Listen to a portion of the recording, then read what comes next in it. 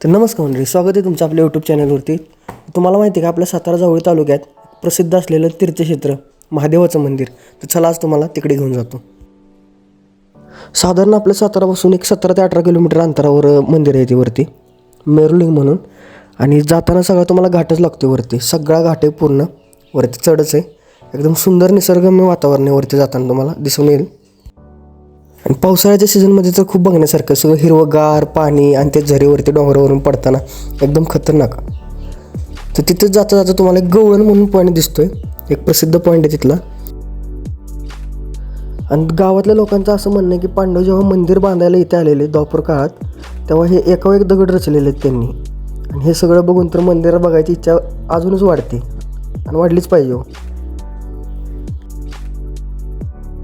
वरती दगडावरती चढण्यासाठी जरा पण जागा नाही आहे, पण आपला भाऊ जरा थोडासा ॲडजस्ट करून कसं बसं वरती चढला. तर तुम्ही काय असं वरती वगैरे जाऊ नका, जरा थोडंसं रिस्क आहे. तर असा काही प्रयत्न तुम्ही करू नका. तर हा पॉईंट बघितल्यानंतर आपण म्हणलं चला आता मंदिराच्या वरती दिशेनं जायला आहे. आम्ही आपलं वरती मंदिराच्या दिशेकडे वाटचाल केली. तिथे बघायला भेटते तुम्हाला भरपूर काही. खालच्या दिशेला तिथे एक पाण्याच्या टाक्या वगैरे जुन्या काळातल्या भरपूर आहेत. आणि मंदिराची तटबंदी अशी बांधली बुरुजासारखी, एखाद्या किल्ल्यासारखं प्रवेशद्वार वगैरे इतकं भारी आहे ना. दगडाचं सगळं बांधकाम आहे जुन्या काळातलं. आणि तिथेच आजूबाजूला आता जिल्हा परिषद शाळा वगैरे पण बांधलेल्या आहेत. प्रवेशद्वाराच्या आतमध्ये गेलो की आजी नारळ वगैरे घेऊन बसलेले आहेत. तर एकदा नक्की त्या आजीकडून पण खरेदी करा. तिथलं एक अजून एक वैशिष्ट्य असं आहे की ह्या मंदिराला 3 गाभारे आहेत. 3 गाभारे आहेत. तुम्ही अजूनपर्यंत एवढं कुठल्या मंदिराला एवढे गाभारे बघितले नसतील, पण ह्या मंदिराला 3 गाभारे आहेत. आत्ता सध्या जरा बाहेरचं काम चालू आहे आणि सगळे जुन्या काळातलं बांधकाम, दगडे वगैरे रचना संपूर्ण तुम्हाला तिथं पाहायला मिळेल. आतमध्ये शिवलिंग आहे. पांडवांनी ह्याच डोंगरावरती मंदिर का बांधलं असेल, तर अज्ञातवासात असताना पांडव ह्या भागात सुद्धा अज्ञातवासाला होते. त्यावेळेस त्यांची गाय एका जागेवरतीच चरायला यायची आणि त्या जागेवरती विशिष्ट जागेवरती दूध द्यायची. हे त्यांना समजल्यानंतर त्यांनी त्या जागेवरती बाण मारले, तेव्हा त्यांना ह्या जागेवरती लिंग सापडले. मग त्यांनी ह्या जागेवरती महादेवाचे मंदिर बांधले. बाणांच्या प्रहारामुळे या लिंगाला 7 होलं पडलेले आहेत. श्रावण महिन्यामध्ये एक मोठी यात्रा इथे भरते आणि पावसाळ्याच्या वातावरणामध्ये हे सगळा परिसर धुक्यांमध्ये येटलेला असतो. संपूर्ण परिसरात सगळं धुकंच असतं इथं.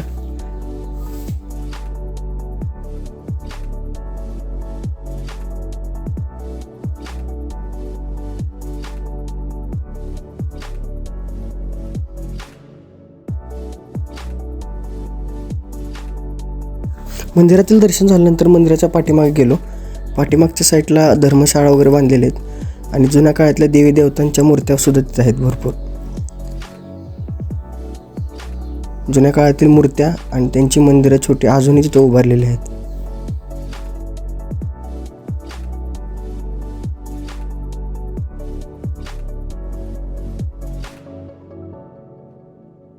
मंदिराच्या पाठीमागे गेल्यानंतर सुद्धा तुम्हाला मंदिरं बघायला मिळतील. 2 नंद्या आहेत आणि गणपती बाप्पांची मूर्ती दगडी कोरीवकामात कोरलेली आहे. एकदम सगळं जुन्या काळातलं मंदिर आहेत संपूर्ण इथे.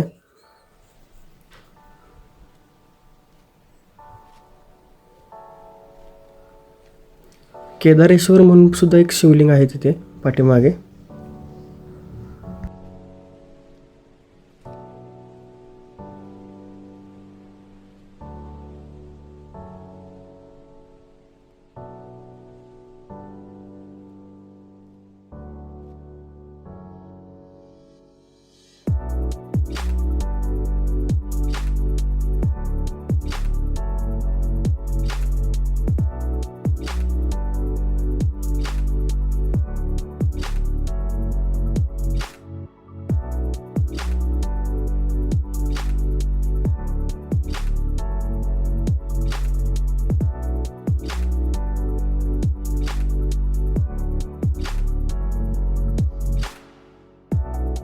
मंदिराचा खालचा परिसर फिरल्यानंतर आपण म्हणलं जरा वरती पठारावरती पण जाऊया. आपण पठाराच्या दिशेने चाललो होतो.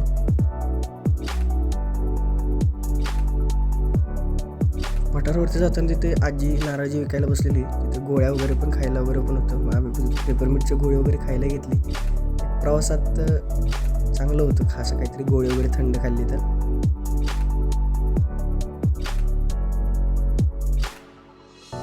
थोडंसं वरती जाताना जरा रस्ता चुकला होता, पण त्याच्यानंतर रस्ता जर सापडला तर मला जाताना परत रस्ता नीट दाखवेन मी.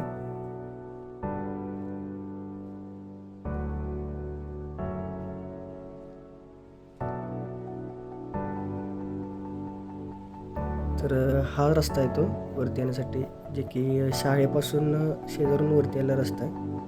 तिथून तुम्ही मंदिराच्या बॅक साईडला शाळा जी आहे तिथून वरती येऊ शकता.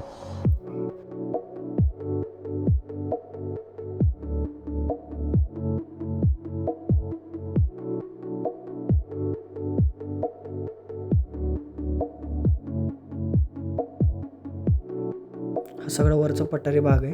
इथून तुम्हाला एका साईडला कनेर धरण आणि अर्धा संपूर्ण सातारा तुम्हाला पाहायला मिळेल वरच्या साईडला. इथे दगडांची रचना अशी झाली, अशी खाचं पडल्यासारखं झालं, म्हणजे दगड अख्खा चिरल्यासारखं झालं, खोल आणि आतमध्ये दिसतं सगळं.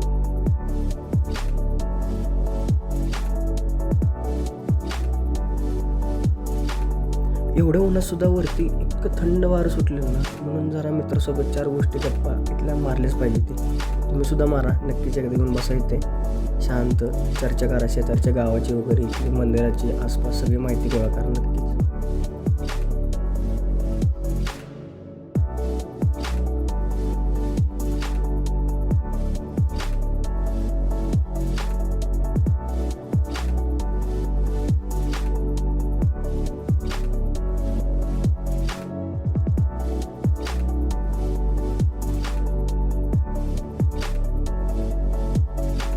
भरपूर वेळ बसल्यानंतर म्हणलं जरा आता खाली जाऊया.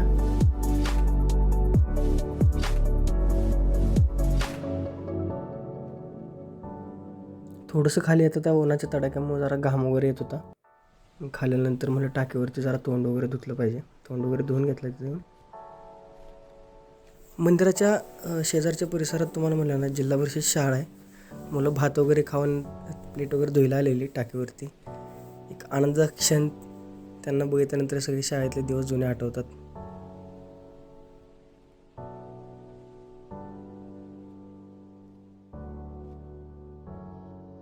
असं घरात बसण्यापेक्षा एक मित्राला घ्या आणि असं बाहेर जरा आपल्या निसर्गरम्य वातावरणात एकदा फिरा. मंदिर आहेत, भरपूर मंदिर आहेत आपल्या महाराष्ट्रामध्ये.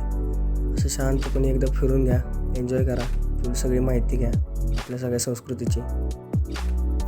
बघण्यासारखं मंदिर आहे मेरुलिंग ठिकाणी, एकदा नक्की भेट द्या, एकदा नक्की तिथं सगळी त्याची माहिती घ्या, तुम्हाला आनंद होईल. आणि सगळा जाताना आता आउट ऑफच आहे, त्यामुळे गाडीची चावी बंद करून तुम्हाला फक्त उतारणं निवांत आउट ऑफनंच जायचं आहे.